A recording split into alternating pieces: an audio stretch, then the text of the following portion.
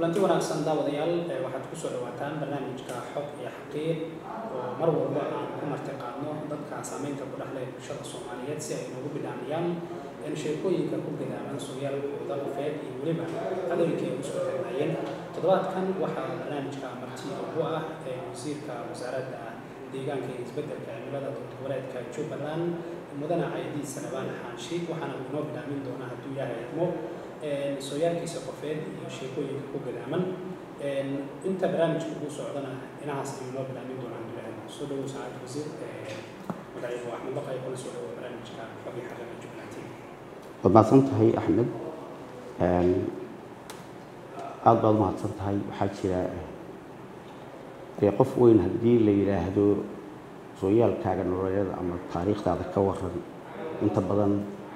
bilaadanku marka qofku geeriyooda la weydiiyaa taariikhdiisa oo la yiraahdo qofka backgroundkiisa iyo siifigiisa iyo waxa laga hadlaa laakiin in qofku waayihii uu joogay bulshada uu la joogay wixii uu ku kordhiyay iyo saameynta uu ku dhexleeyahay in wax ka sheego ama wax laga weydiiyo waa arrin fiican anigu reer Jubbaland baan ahay haddeerna muddadii wadadii intii burburku jiray dalku jiray oo dhan halkan aan joogay laakiin berigii hore xamar baan wax ku bartay iyadana ka shaqeynayay gobolladana waa ka soo shaqeeyay laakiin muddadii halkan burburka intii la galay reer Kismaayood baan iska ahaa muddada halkan joogayna intii burburku jiray waxaan ka shaqeeyay kambaniyo isgaarsiineed oo laba kambaniyo si guud aan u imaan doonaa inta badan dadku waxay weydiinayaan waa kuma Caydiid Salebaan Xaashi waxa weeye ninka odayga ah oo hor fadhiya waxaan dhashay 1964 buuhood meel ku dhashay laakiin basic ahayd buuhood soo qaatay kadibna waxaan waxaan ka galay institute-kii xanaanada xoolaha waan dhameystay kadib jaamacaddana iyadaan ku qaatay wixii intaa ka dambeeyayna waxaan u shaqo tagay gobollada Soomaaliya gobolka Gedaa ugu badnaa muddadan ka soo shaqeeyay iyo gobolka maxaa la yiraahdaa iyo gobolka Shabeellada Hoose intii muddada ka dambeysayna waxaa burburkii dhacay burburkii markuu dhacayna anigu halkan aan soo qaxay halkan waxay igu wareysay 1987 وزارة حنال حولها المشغلين سفروا شغل بين هالكم يجيبوا شو سوقين حولها اللي يرهنوا مكشغلين marka halkan waxa ku jeediyay holding garoon la yiraahdo la helay holding garoon oo loogu talagalay xoolaha la dhoofinayo oo dibadda loo dhoofinayo in halkan laga dhoofiyo dekedan laga dhoofiyo saddex dekedood bad Sacuudiga wuxuu joojiyay xoolihii dhoofkii xoolaha Soomaalida kadib waxaa la sameeyay mashruuca la yiraahdo USAID-ka waxay ka sameeyeen Soomaaliya mashruuc ay suuqeen xoolaha loogu talagalay mashruucaas markuu wuxuu ka shaqeyn jiray xoolaha Soomaalida in la tallaalo oo wax la yiraahdo quarantine la sameeyo saddex meelood quarantine station oo loogu talagalay saddex dekedood waaweyn in xoolaha laga dhoofinayo deked waliba inay yeelato meel quarantine station xoolaha lagu soo baaro inta aanay imanin dekeda marka waxaa laga bilaabay Jubbada Hoose iyo Banaadir oo labada dekedood ee waaweyn ku yaaleen dekedii berbera dagaalada xilliyada ka bilaabmay markii mashruuc ka hirgeliyay la faruug meel ilaha ayaan loo qorsheeyay in karantiinka laga sameeyo marka kii la helayna waa la bilaabay mushkilooyinka la sameeyay ceelal baa laga qoday markii ceelashii laga qoday oo la diyaariyay oo loogu talagalay in 20,000 oo neef oo loo ah bil walba in laga dhoofiyo dekedan baa qorshuhu ahaa dagaalkii waxaa ka bilaabmay halkan 1984 dagaal qabeelaya ka bilaabmay oo SPM jabhad la oran jiray iyo dawladdu ay isku kaceen 1987 maalmaha ay ahayd markaasna barnaamijka laga bilaabay halkan kadib mashruucaasina sidaas uu halka ku hadkabay oo lagu joojiyay laakiin mashruucii gobolka Banaadir anigu waxaan joogay warmaxan meel oo ku taalay loogu talagalay dekeda Muqdisho xoolaha laga dhoofinayo meesha waa la dhisay dhismaheedu waa la dhamaystiray laakiin hal deefiyadoo laga dhoofinayo dhismayaashii oo dhan dhamaaday baabuur ka dhacday wixii la dhisayay dhowr sanadood maalmo kaliya la bilaaqay xilligaa wixii ka dambeeyay waa soo qaxayeen halkaan iyo reerkayguba halkan aan joogay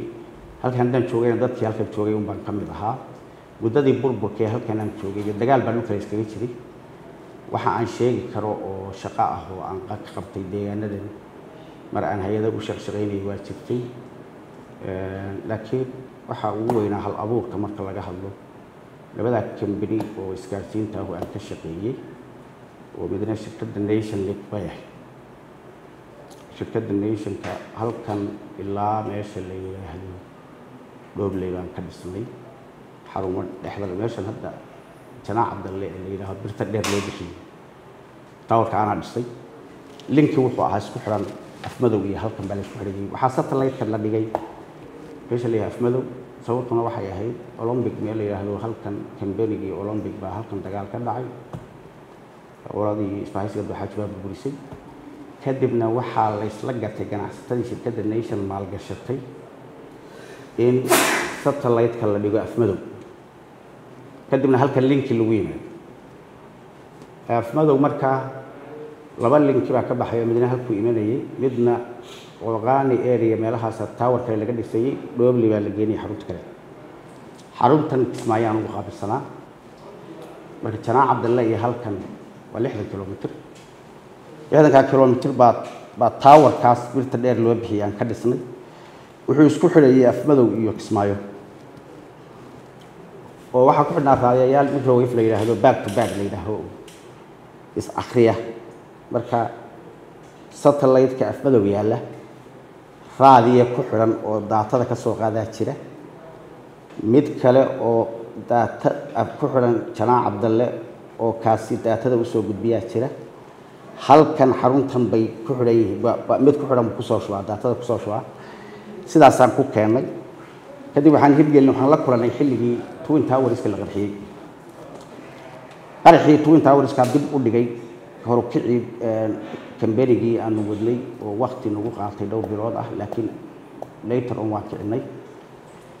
halkan marka waxa ka jirtay shirkadda Somtel waxay ahayd system old fashion ah oo afar kanaal ah waxa la yiraahdo transka oo daqiiqada marka la dirayo telefoonka aad dirayso wuxuu maraa tranks wax la yiraahdo marka in iyo out duleey in iyo out ka marka telefoonki line waliba fursad buu raadinaya inaad hesho marka hadii 20 telefoon la soo garaaco oo afar kanaal wuxuu yihiin mashquul ka badan aniga waxaan keenay marka mid 36 tranks ah oo telefoonka access u leeyahay markii la diraba inuu hawada galo qofkii ku aad waxaysiina ku jawaabo waadii waa ku falisnay Somtel waa ka qabsadnay magaaladii kadib waxa dhacday waxaan ku soo kordhinay telefoonka GSM ka la yiraahdo mobile shirkaddan la dhaho Hormuud marka waxay ku jirtaa shirkadihii Mareykanka ku xayiray ku jirtay marka iyadu balaagiis bay ku jirtaa mashruuc halkan marka waxa ugu horeeyay telefoonka mobile-ka ah shirkadda Nation qofkii ugu horeeyay halkan ka bilaabay anigu afar xabaan maalintii aan testiga sameeyay line-kan mobile-ka ah la qaataa kama jiro marka dambe waa keenay doonaa laakiin waa tijaabinay waa lagu guuleystay isbaahaysiga waxa jabay halkan haystay oo jabhadda haysatay annaga maadaama aan ganacsi ku jirnay jabhaddan iskala macaamilay iyagana way anfacday oo isgaarsiin waxaan u keenay xaqab la'aan oo markii hore ciriir badan bay ku qabeen Somtelkii kamberiga saasaan ku kicinay halkan isagoo oo ugu laba sano meelahaas aan ka shaqeynayay maariya ka ahaa isagoo meel fiican marayaan xamar lay bedelay shirkadii xamar ay bedeshay anigoo xawar ka shaqeynay shirkadii maariya la iga dhigay station ku yaala xamar weyn yaan maalinkii dambe baarlamaankii carta galay oo hal sano markaas muddo ah u dhiman tahay marka baarlamaanka waxa uu galay aniga waxa ku jiray beeshayada garaadka iyaga baarlamaanka xubinka ahaa baarlamaanka marka 2 sanadood buu maqnaa 3 sanadood ba waqti uu ahaa arta waqtigii loogu talagalay in gaarka ay isnaato haya laga maarmaan noqotay in la bedelo kadibna waxaan bedelay garaadkii oo isku dhan jira aniga meeshii la igu qoray shirkaddii aan u shaqaynayay nation link waan maareeyaha uga ahaa meeshii waxay aragtay aniga oo la igu soo dhaariyay meesha la yiraahdo meeshii la oran jiray school policy baarlamaanka marka fariisin soo adigu way ka xumaadeen qoladii kameriga saaxiibaan waxay way jeclaan kadibna waxay ii yeedheen way la taliyeen xayawaanka siyaasadda iska daayo nala jooga naga ganacsigan oo waxaan ku yiri wada ganacsiga anigu hadda niman dukaan aad leeyihiin nin dukaan aad leeyihiin ka shaqeeyaan hay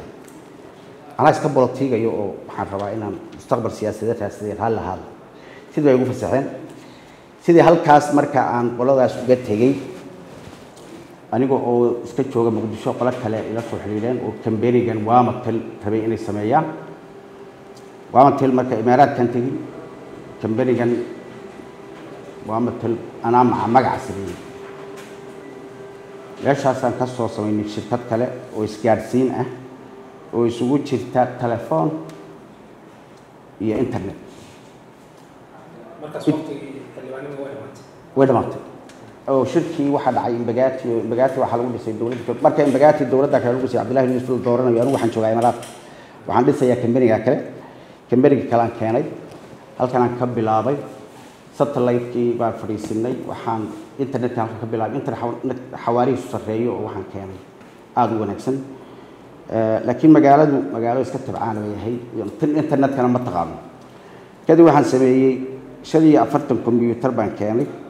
3 xarumood oo cyber cafe-ga waxa la yiraahdaa abaan furay 3 xarumood baan 15 computer dhigay internet-kana waa la xiriiriyay se dadka soo gelaya waa 3 qof ama waa 4 qof ama wax la mid ah dadku internet-ka ma yaqaan markay sidaas dhacday baa waxaan go'aansanay internet-ka inaan dadka barno lacag la'aan ku barno oo qofku at least uu helo online wax la yiraahdo bariga lagu sheekaysan jiray marka qofku at least inuu helo inuu samaysto email uu leeyahay oo inbox-kiisa tag karo furan karo inbox-kana loo sameeyo oo loo furo email dhowr meelood marka computer yaaleen yar baa marka jiray oo dad computer wax baran jiray qofkii la rabo in loo furo email yar waxa laga lacag 100,000 meelaha gaadha laga qaadan jiray qofku uu inta ku gaari jiray waxaan garanay in magaalada lacag ma jirin in dadkan aan barno internet dad 7 casha ah baan team marka shaqaalaha baan qaatay oo ii shaqeynayay dad 7 casha ah baan waxaan furay marka fadiyada in lagu baro dadka lacag la'aan weeg baa marka 750 qof baa baratay in ay focus-kooda furan karaan qofku subaxii wax ku daabici karo email ka diri karo iyo inuu online ka geli karo oo kula sheekaysan karo qof kale oo online ka fadhiyo kadib waxa dhacday dadka bartay ee ka faa'iideystay waxa ugu badnaa carruur iyo haween cyber cafe-yadu marka lacagta waxay ka helaan carruurta haweenka time ma laha waqti dheer bay fadhiyayaan marka lacagtu ka dhamaatana qofku waa baxaya lacag kale doonaya uu ku soo noqday internet-kii meel la kala fariistaa la waayay si fiican buu u tagalay adigu muddo kadib qoladii kambaniga aan u sameeynay baan isqabanay shaqada iskeeti sidoo isaga joogay xamar baan ugu aaday kadib shirkii waxaan ka qayb galay dawladdii Cabdullaahi Yuusuf xamar ku qabatay oo 2007 loo qabtay dib u heshiisiin Soomaaliya loo qabtay aan ka qayb galay shirkii markaan tagnay kadib muddo shirku socday xamar baan tagnay halkan aan ku soo noqon halka joogay xamar baan iska joogay xamar baan marka dawladda Cabdullaahi Yuusuf joogtay xamar baan shaqo ka helay wasaaradda caafimaadka nagaasimo guud ka noqday muddo kadib dawladdii Shariifka xilligeedii ra'iisul wasaarihii la oran jiray farmaajo markii la keenay ya aniga liga qaaday meeshii oo waxa la keenay nin kale anigoo sidii isaga jooga xamar marka xamar jooga oo aan shaqo haynin baa halkan magaalada la qabtay oo laga qabtay qoladii shabaabka ahayd maamulkan hadda Axmed hogaaminayay iyo ciidamadii hogaamiyaha ka ahaa markay soo galeen halkan bishii October bay soo galeen maalmaha 4teedii bay ahayd ilaa 4teedii ahayd qiyaasaya 2012 aniguna waxaan imi bishii December 2012 waa xusuustaa taariikhdan xamar ka soo baxay waxay ahayd 12 baan halkan haddaan imina markaas waxaan la shaqeeyey maamulkii kumeel gaarka ahaa ee guddoomiyaha madaxweynuhu ka ahaa madaxweynaheena hadda axmed maxamed islaam kadib waxaa halkan markaa laga bilaabay qabanqaabadii sidii loo dhisi lahaa maamul goboleedka dhismihiisii dadkii dee ka qayb galay oo siyaasiyiinta ahaa oo dadkii halkan dib u heshiisiintan ka shaqeynayay beelihii isu jiidjiidayay maamulka la shaqeynayay baan ka mid ahaa kadib dowladdii xilligaa jirtay xasan sheekh iyo conflictigeedii wixii baa dhacay adigu challenge-gaasan qayb kaga jiray later on wixii waa tii maamulkii dhismay maamulkii markuu dhismayna wasiir ku-xigeenka wasaaradda caafimaadkan kasoo shaqeeyey wasiir ku-xigeenka ahaa in muddo ah 2 sano iyo 7 bilood baan ahaa kadib waa dowladdii dambe la dhisay axmed madaxweynaha dib loo doortay dowladdii dambe aanu ma soo gelin waan iska joogay waxaan u tartamay senator tangalowti tiin waa ku guuldaraystay waan ka soo noqday halkanaan imi adigu 2 sano kadib baa haddana aan golaha wasiirada ku soo noqday xilligaas baa wasaaradda deegaanka la ii dhiibay wasaaradda deegaanka hadda maanta aan joogno waxaan ka soo bilownay iyadoo oo qol ka degan Somali Fruit shaqaalo volunteer ah oo 5 qofna ay shahar qaataan inta kalena volunteer yihiin laakiin dhowr iyo 7 qof oo list volunteer ku qoran hal miis iyo hal shelves noocaas oo kala iyo 12 kursi baan dhaxlay halkaas ka soo bilowday wasaaradda dhismaheeda de maanta wasaarad dhisan weeye agabkeedii accessory wixii agab ahaa lagu shaqeyn lahaana leh shaqaale adigu kontomeeyo gaarayaan joogaan mashaariic fulisa shaqooyin badan qabatay waxyaabihii ugu weynaa oo dee intii hadda aan joognay aan hirgelinay waxaa ka mid ahaa joojintii dhuxusha oo deegaankan dhibaato badan ku haysay kadib wacyigelin fara badan oo aan ka samaynay dadka bulshada deegaanka ku nool oo aan baraynay in ay ummaddu u baahan tahay geedka inay daysato noloshooduna ku xidhan tahay iyo wacyigelinteeda baanu ka shaqaynaynay safarro badan baanu tagnay ama dibad ha noqdeen ama gudaha iyo shirar national ha noqdeen aan ka qayb galnay xarumo meelo badan oo goobo caalami ah baan ka qayb galnay safarro tababar baan galnay ilaa qarnaa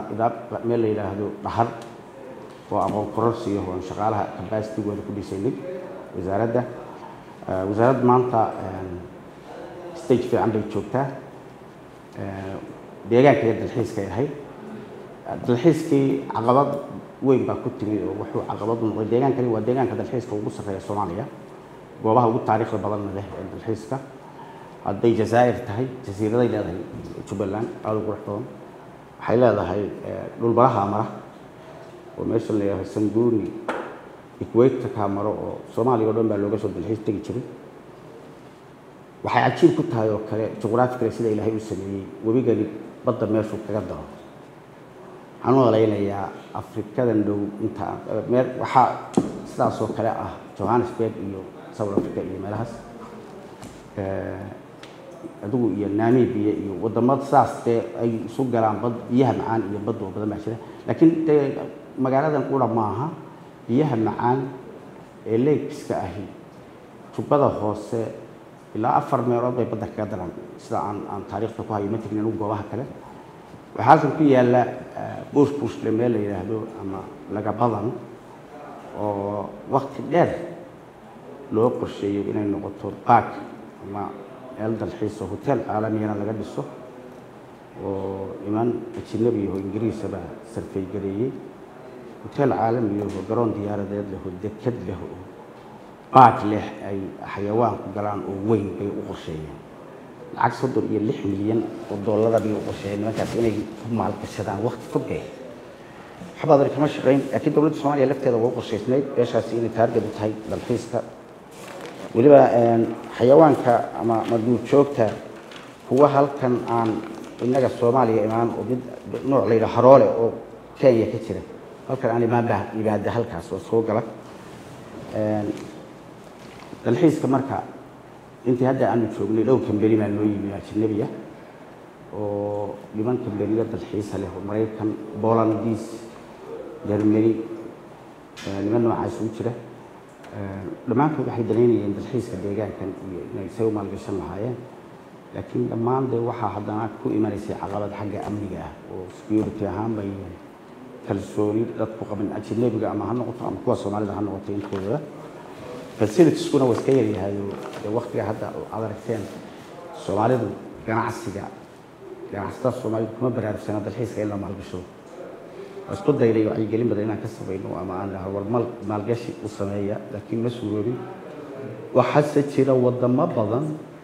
oo dalxiiska lacag badan ka hela baynu inagu la mid noqon karnaa haddii dalxiiska laga shaqeeyo sida uu yahay loo qaabeeyo haddana si wanaag dalxiiska wasaaradda kala ku darnay oo waxa wasaaradda warfaafinta uu ka mid noqonaya hadda xaqiiqii soo jira dalxiisku idinka la idinka rabaa TV-ga iyo iskaashiga idinka haysto marka hadda la idinka rabaa inaad publicity badan u sameysaan dalxiiska hal abuur badan loo sameeyo